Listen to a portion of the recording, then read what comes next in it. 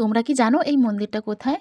অনেক দিন ধরে এই মন্দিরে আসবো বলে সময় হয় না। আজকে রবিবার দিনটা দেখে চলে এলাম। তো রবিবার জানি বাবা ভোলানাথের দিন নয়, সোমবারটাই বাবা ভোলানাথের দিন।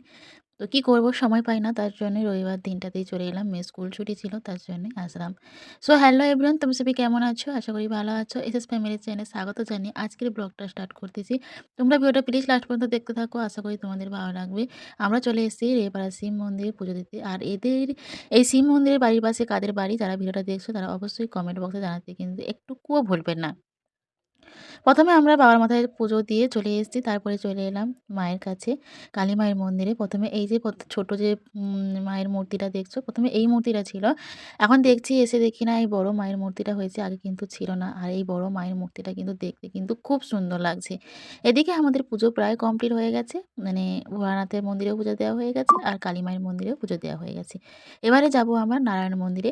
এখানে কিন্তু সব রকমেরই ঠাকুর আছে, শিব আছে, দুর্গা মায়ের মন্দির আছে, লক্ষ্মীনারায়ণ আছে, কালী আছে, গণেশ আছে, রাম সীতার মন্দির আছে এবং আছে লক্ষ্মীনারায়ণের মন্দির। এখনও ব্রাহ্মণ ঠাকুর আসেনি লক্ষ্মীনারায়ণ মন্দিরে, তার জন্য আমরা এখানে একটু বসে আছি। তারপরে কিছু পিক তুললাম আমি, আমার মেয়ে, আমার মা করে। হ্যাঁ, আর একটা কথা, আমার মাকেও আজকে দেখিয়ে দিলাম তোমাদেরকে। আমি, আমার মা আর আমার মেয়ে এসেছি। আমার হাসব্যান্ড আজকে আসেনি, ও কাজ করতে গেছে, তার জন্য ও আসেনি। আমরা ৩ জন মিলেই আসলাম। আর এই যে এখন নারায়ণ মন্দিরে লোক পুজো দিয়েছে, তার জন্য আমরা এখন দাঁড়িয়ে আছি। আর নারায়ণ মন্দিরে পুজো দেওয়া হয়ে গেলে আমরা এখন বাড়িও চলে এসেছি। এসে কি রান্না করব, আজকে তো পুজো দিয়ে এলাম, তার জন্য নিরামিষ খেতে হয়, তাই আমরা আজকে খিচুড়ি বানাচ্ছি।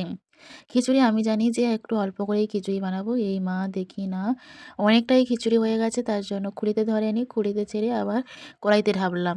কড়াইতে হাফটা আর খুলিতে হাফটা করে ঢাললাম। আর খিচুড়ির সাথে বেগুন ভাজা। আজকে খিচুড়ির চালটা কি চালের করেছি জানো? তোমরা হয়তো জানি না তোমরা এই চালের কোনোদিন করেছো কিনা। আজকে আমি বাসমতি চালের খিচুড়ি রান্না করছি। কারণ সেদিন যে আমি বিরিয়ানির চালটা নিয়ে এসেছিলাম, আমি আগের ব্লকে দিয়েছিলাম। বিরিয়ানির চালটা যে নিয়ে এসেছিলাম না, প্রচণ্ড নরম হয়ে গেছে। তার জন্য ভাবলাম ওই চালটা দিয়ে খিচুড়ি রান্না করি, কেমন হয় দেখি। সত্যি কথা বলছি, খিচুড়িটা যে এত সুন্দর হবে না আমি কল্পনাও করতে পারিনি। খুব, খুব সুন্দর হয়েছে খিচুড়িটা। পুরো একটা রেস্টুরেন্টের মতো খেতে হয়েছে। আমার কিন্তু খুব ভালো লাগছে। আমি আর আমার মেয়ে, আমার মা করে খিচুড়ি খেতে থাকি। আর তোমরা চ্যানেলটা সাবস্ক্রাইব করে পাশে থেকো। সবাই সুস্থ থেকো, ভালো থেকো। টাটা। আর হ্যাঁ, খিচুড়ি লাভার কে কে আছো তোমরা কিন্তু জানাবে অবশ্যই। টাটা।